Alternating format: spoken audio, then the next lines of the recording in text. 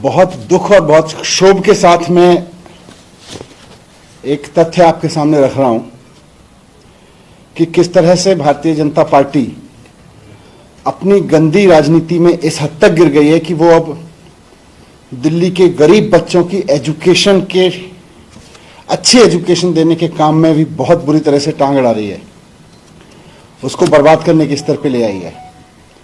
इनकी सरकारें जहां जहां हैं वहां तो इनसे कुछ हो नहीं रहा। भारतीय जनता पार्टी 15-15, 20-20 साल से सरकारों में है कई राज्यों में, वहां तो इनसे कुछ हो नहीं रहा। और दिल्ली सरकार ने करके दिखाया तो अब ये साम दाम दंड भेद सब कुछ अपना के किसी तरह से इस फिराक में लग गए हैं कि दिल्ली के गरीब आदमी को, दिल्ली के आम लोगों को जो सरकारी स्कूल में अच्छी एजुकेशन मिलनी शुरू हुई है, आम आदमी पार्टी की सरकार ने, केजरीवाल जी ने जो करके दिखाया, इसको भी किसी तरह से रोक दिया जाए। दिल्ली में स्कूल की बिल्डिंग्स अच्छी हुई, स्कूल अच्छे दिखने लगे, प्राइवेट स्कूलों जैसे अच्छे स्कूल दिखने लगे। दिल्ली के सरकारी स्कूलों के जो रिजल्ट पहले 80%, 75% रहते थे, वो अब 99.6 तक पहुंच गए, 99.6% तक पहुंच गए। इन सब में टीचर्स की ट्रेनिंग का बहुत बड़ा योगदान रहा है। इसमें सबसे महत्वपूर्ण भूमिका टीचर्स की ट्रेनिंग ने निभाई है। नई एजुकेशन पॉलिसी भी हर जगह, हर पेज पे ये कह रही है कि टीचर्स ट्रेनिंग को इंप्रूव करने की जरूरत है, टीचर्स ट्रेनिंग को इंप्रूव करने की जरूरत है। हमने अपने सारे प्रिंसिपल्स की ट्रेनिंग IIM में करवाई है। देश के सारे अच्छे एजुकेशन इंस्टीट्यूट्स में हम अपने टीचर्स की ट्रेनिंग करवा रहे हैं। और इंटरनेशनल लेवल पर भी हमने अभी तक अपने करीब 1100 टीचर्स भेजे हैं, सिंगापुर, कैम्ब्रिज में, ब्रिटेन में, सिंगापुर में और फिनलैंड में ट्रेनिंग के लिए। लेकिन अपनी गंदी राजनीति करके भारतीय जनता पार्टी अब इसको भी रुकवाने पे आ गई है। हम सब जानते हैं कि फिनलैंड पूरी दुनिया में एजुकेशन के रिफॉर्म में सबसे नंबर 1 कंट्री माना जाता है।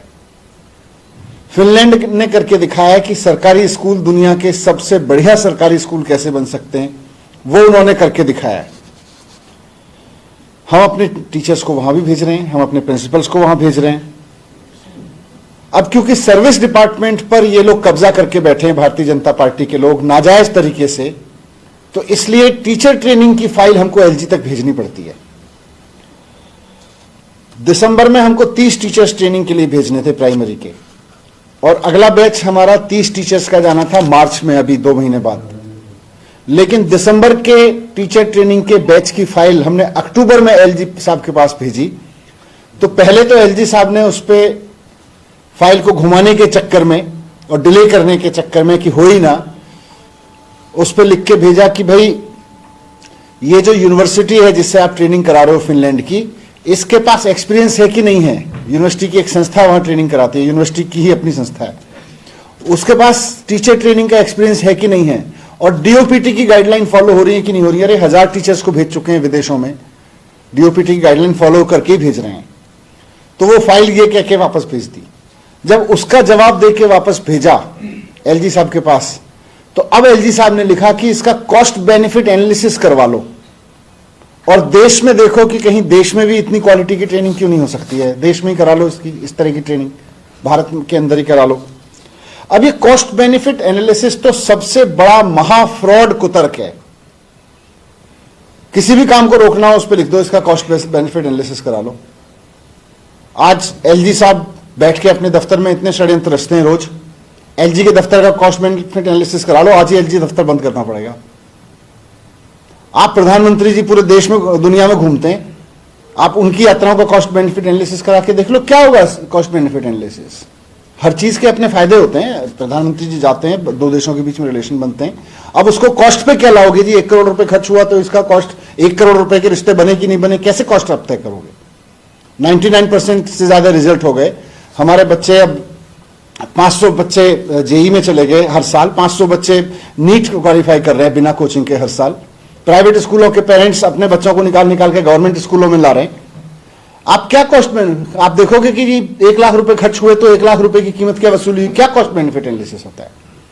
आपके सारे अभी वर्ल्ड इकोनॉमिक फोरम होने वाला है, प्रधानमंत्री भी जाएंगे, सारे भारतीय जनता पार्टी के CM अपने परिवारों के साथ वहां पे जाएंगे सरकारी खर्चे पे, सारे मंत्री वहां पे जाएंगे सरकारी खर्चे पे। उसका क्या कॉस्ट बेनिफिट एनालिसिस है। उसको भी कह दो कि वर्ल्ड इकोनॉमिक फोरम वहां पे क्यों जा रहे हो, देश में कर लो, दिल्ली में कर लो, कुछ लिख देना उस पर कुछ, economic forum, world economic forum में जाने की क्या जरूरत है, देश में ही कर लो कुछ। तो अगर आपको दुनिया के साथ चलना है, आज अपने आप को विश्व स्तरीय हमें शिक्षा देनी है अपने बच्चों को, तो अपने टीचर्स को बताना पड़ेगा कि विश्व में हो क्या रहा है, विश्व स्तरीय ट्रेनिंग दिलानी पड़ेगी। ये बीजेपी को समझ में नहीं आता क्योंकि इनका पढ़ाई लिखाई से कोई लेना देना नहीं है, लेकिन जो सरकार कर रही है उसको क्यों रोक रहे हो आप। तो मैं कहना चाहता हूं कि दिल्ली की जनता ने इतने भारी बहुमत से सरकार बनाई है अपनी, और वो सरकार एकमात्र सरकार है जो टीचर्स को भेज रही है। मंत्री घूमते रहते हैं, अफसर घूमते रहते हैं, पहली ऐसी सरकार है देश के इतिहास में जो टीचर्स को विदेशों में दुनिया की सबसे बढ़िया ट्रेनिंग पे भेज रही है। अब भारतीय जनता पार्टी, क्योंकि सर्विस डिपार्टमेंट उसके पास उसने नाजायज कब्जे से कर रखा है, तो उसकी फाइल पे रख के 30 टीचर्स तो दिसंबर में जाने थे, वो नहीं जाने दिए, अब अगले 30 मार्च में जाने, वो भी नहीं जाने देंगे। तो सारे स्कूल बंद ही कर दो ना फिर, अगर अच्छी शिक्षा देनी नहीं है तो मैं आपके माध्यम से एलजी साहब से हाथ जोड़ के विनती करना चाहता हूं कि बीजेपी के आप बीजेपी के हर षड्यंत्र में साथ देते हैं, आप बीजेपी का इस षड्यंत्र में साथ मत दीजिए कि दिल्ली की एजुकेशन को बर्बाद करना है। आपने हमेशा एलजी ऑफिस का दुरुपयोग किया है, आपने असंवैधानिक रूप से हर काम में अड़चन अड़ाई है, लेकिन मैं उनसे रिक्वेस्ट करना चाहता हूं कि ये जो काम है शिक्षा का, ये बहुत पवित्र काम है, इसमें मत टांग अड़ाइए, यही मैं कहना चाहता हूं। कैसे नहीं भेजेंगे उनके पास फाइल, फिर से भेजेंगे इसको, उनसे रिक्वेस्ट करेंगे कि आपको दिल्ली के गरीब लोगों से क्या दुश्मनी है, आप भी तो दिल्ली के एलजी हैं, दिल्ली के लोगों को अगर अच्छी सरकारी स्कूल में शिक्षा मिल रही है तो हम उसको बर्बाद क्यों करना चाहते हैं। तो अभी लेटेस्ट वाला जो पता नहीं कॉस्ट बेनिफिट वाला अभी लेटेस्ट क्या है, इसके चलते रुका हुआ है मामला। मना एक तरह से मना ही है ना कि आप इसका कॉस्ट बेनिफिट एनालिसिस कराइए और देश में ही देखिए, देश में करा लीजिए। इसमें मैं पढ़ के सुना देता हूं जो एलजी साहब ने लिख के दिया अभी latest. Department must place in record the cost benefit analysis in tangible terms. अब ये टेंजिबल टर्म्स में क्या होता है जी, एक टीचर पे मान लो 1 लाख रुपए खर्च हो रहा है, ट्रेनिंग पे 1.5 लाख रुपए खर्च, टेंजिबल टर्म्स में क्या बताओगे जी, 2 लाख रुपए का फायदा हो गया। दूसरा, to ensure optimum utilization of resources it is essential to examine and identify similarly place training programs in the institutes of excellence within the country. आप देश में ही इंस्टीट्यूट ढूंढ के उसमें ट्रेनिंग करा लीजिए। तो ये तो एक तरह से मना करने वाली बात है ना।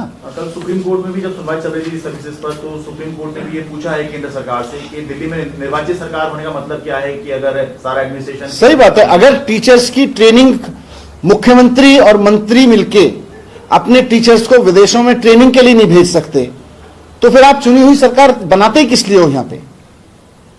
सर, आज मुलाकात भी होनी है मुख्यमंत्री की और उपराज्यपाल की, लगातार जिस तरीके से लेटर वॉर चल रहा है उस बीच ये मुलाकात है, ऐसे में ये मुद्दा और तमाम मुद्दे लगता है कि सुलझ पाएंगे ऐसी मुलाकात नहीं। अगर एलजी साहब के दिल में जरा भी दिल्ली के बच्चों के लिए थोड़ा बहुत हमदर्दी है, या जरा भी उनके लिए है कि मुझे दिल्ली के बच्चों का भविष्य बर्बाद नहीं करना, तो उनको रोकना नहीं चाहिए। अच्छा, मेयर के लिए आपने डेट सजेस्ट किए मेयर चुनाव के लिए, उस पर कुछ कम्युनिकेशन आया है क्या? नहीं, कल एमसीडी के पास से दिल्ली सरकार के पास फाइल आई थी जिसमें उन्होंने 30 तारीख का सजेस्ट किया था, क्योंकि जो प्रोटेम मेयर साहिबा हैं, जो प्रोटेम प्रेसिडिंग ऑफिसर हैं जिनको शपथ दिलानी है, उनके घर में शायद बच्चे की शादी है और उनकी कुछ और व्यवस्थाएं हैं। तो मैंने एलजी साहब से रिक्वेस्ट किया है कि बहुत लंबा समय हो गया, करीब 8 महीने हो गए हैं बिना इलेक्टेड गवर्नमेंट के एमसीडी में, और डेमोक्रेसी में बिना इलेक्टेड गवर्नमेंट के सिस्टम का चलना ठीक नहीं है। जब संविधान इलेक्टेड गवर्नमेंट की बात करता है तो जल्दी से अब इलेक्टेड, क्योंकि इलेक्शन हो गए हैं और इलेक्शन हुए भी काफ़ी समय हो गए, तो जल्दी से शपथ करा दें, तो जल्दी की डेट दे दें। मैंने उनको कुछ डेट सजेस्ट करके भेजी है। सर, एक सवाल है सर, कांग्रेस ने विपक्षी एकता के लिए कहा है कि सबका स्वागत है अरविंद केजरीवाल जी और ओवैसी को छोड़ के। वो विपक्ष को एक करते रहे, हम सोच रहे हैं, हमें लगता है बच्चे पढ़ा लें तो ज़्यादा अच्छा है, देश बड़ा हो जाएगा। Thank you.